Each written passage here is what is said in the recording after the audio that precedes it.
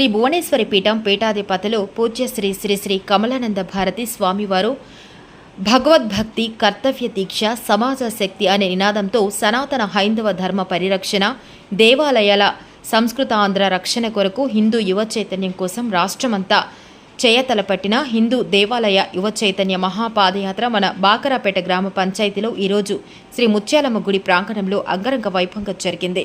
ఈ సందర్భంగా స్వామివారు సమకాలీన హైందవ సమస్యలను స్మృశిస్తూ హిందువులు, ముఖ్యంగా యువతీ యువకులు చైతన్యంతో ఐకమత్యంగా ఉండి దేశాన్ని మరియు సనాతన ధర్మాన్ని కాపాడుకునేందుకు కావలసిన ఉపదేశమిచ్చారు.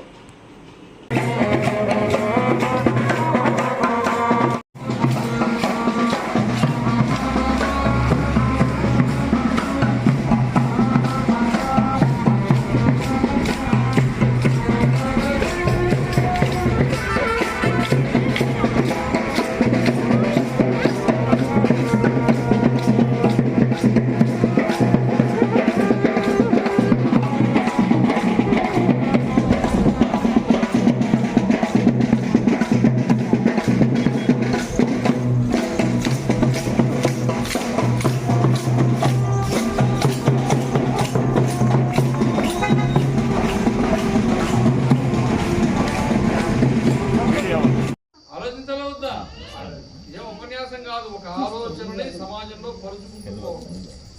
చెప్పుకుంటూ పోవటం. చెప్పాలా వద్దా?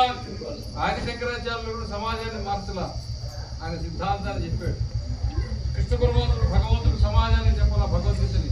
10 మంది కార్యకర్తలు నిలబడితే, ప్రతి దేవాలయానికి ఆచరణాత్మక హిందువులు 10 మంది నిలబడితే మత మార్పిడులు ఆగుతాయి, హిందుత్వం పెరుగుతుంది, హిందూ సమాజం ఒకటవుతుంది. రాబోయే రోజుల్లో మనం ఎదుర్కోవాల్సిన సమస్యలకి ఇది పరిష్కార మార్గం అవుతుంది. అవునా కాదా? అవునా కాదా? కలిసి నిలవడం వద్దా? ఈ అమ్మాయిని తీసుకుపోయా, మీకు పట్టకపోయా. కేరళలో 32,000 మంది హిందూ అమ్మాయిలు త్వరగా తీసుకుపోయారు. ఏం చేశారు? మీరు మామూలు పదం వాళ్ళ లేపుకోపోయారు.